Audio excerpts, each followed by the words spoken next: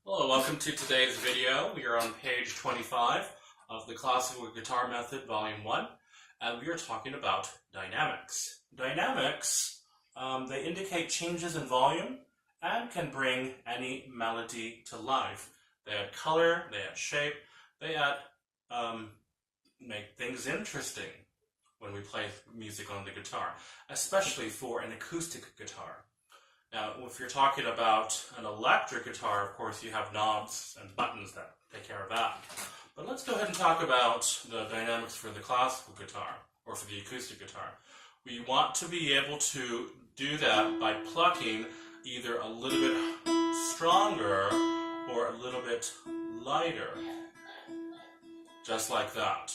Now, we don't want to pluck too hard that it sounds metallic and twangy, because that's not the effect we want. Unless, of course, that is the effect you want. Don't ever let anybody tell you not to play a certain way if that is the effect you want.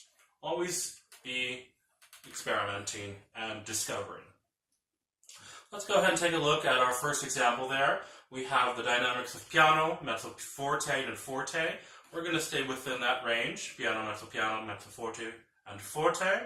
We're going to be using crescendo and decrescendo. So, in the first example, it does have a series of notes, and we're going to play them non legato. Let's go ahead and start off by playing piano. Notice that the crescendo moves up to forte. So very slowly, what we want to do is start playing these notes.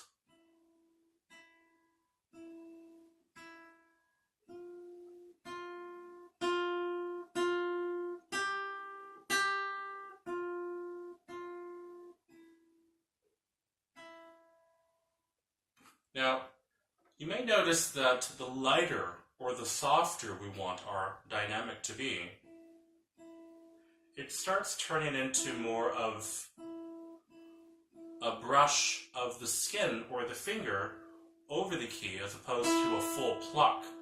More of a pluck will indicate a louder sound, but a smaller or a softer brush, it still does create tension, or it does cause the string to vibrate, even if you're barely brushing over the string. And that is what creates the beautiful, softer dynamics. So experiment with that. Try that out. Simply brush your finger over the string. Of course, brushing upward, but when you use your thumb, you'll be brushing downward. Listen to the differences as you continue to start plucking louder and heavier as it gets louder and then getting softer and dying away. Always practice with all of the fingers. Let's go ahead and start off by using I and M for this melody. Here we go. 1, 2, 3, 4. Piano. Getting louder.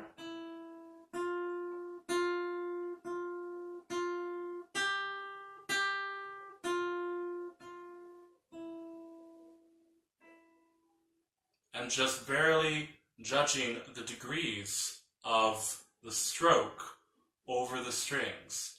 We have to be very sensitive and very careful, very perceptive of how much pressure we apply over the strings. And keep practicing until we can hear that it gets louder, and then feel when it gets softer. And then be aware and remember how much pressure we should apply over the strings, so that we can apply it or use it in our music later on. Okay, the next one here, it says, play the following example as an echo effect, loud first, and then soft. So it's the same melody twice. The first one is to be played loudly, and then the second one to be played softly. Let's go ahead and play the first one loudly, and we're going to once again use I and M with the finger and make sure go back and forth per rhythm. Here we go. 1, 2, forte, go.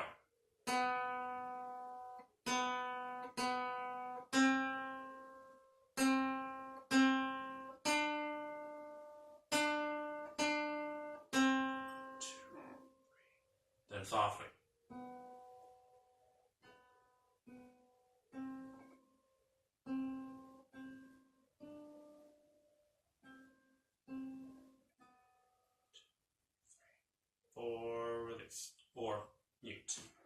So try to best to play by plucking really loudly, not too strong or not too aggressively, but just enough that it does sound like a nice forte. Then play the next one softer. Okay, let's go ahead and go on to next page, which is going to be page 26. This is our first etude with the use of dynamics. Etude number 3, sound picture, it says here, remember the right hand thumb plays in front of the fingers.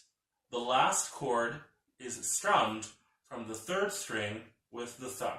And so, of course, to follow the dynamics very carefully.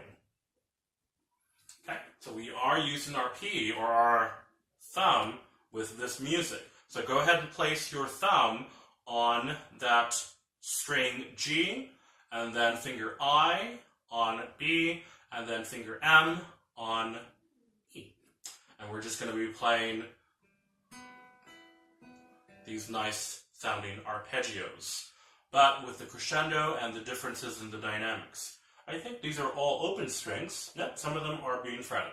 Let's go ahead and get ready for that first part, which is going to be, I believe, in the 3rd system is when, or excuse me, yeah, where we have G right there, and then the 4th system is F, and then we go back to open, and then the strum of that C chord,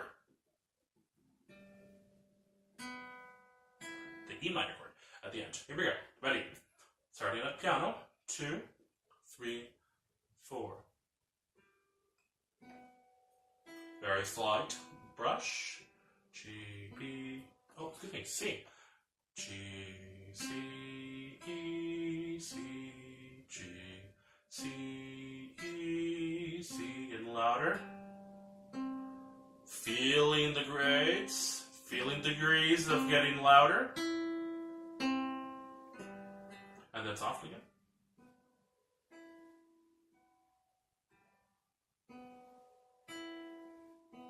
Try not to accent like I just did there.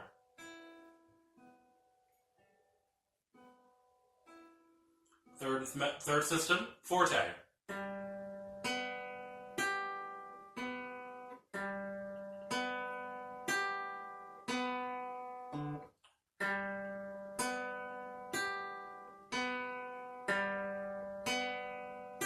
Looks like it's the same dynamic.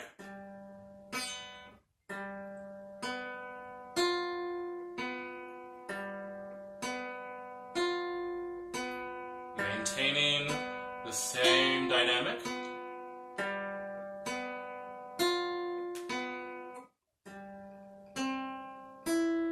Getting softer.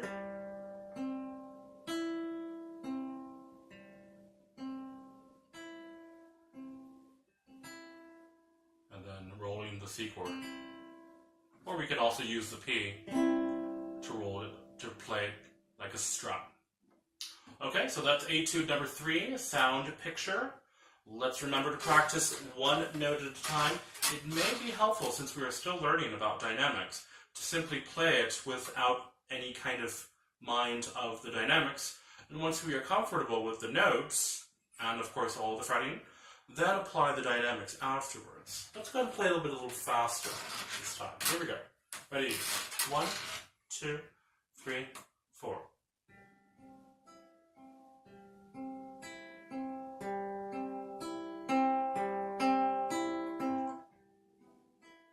There's piano. Forte.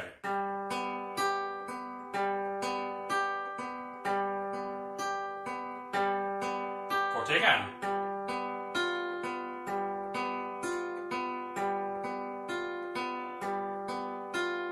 Da crescendo.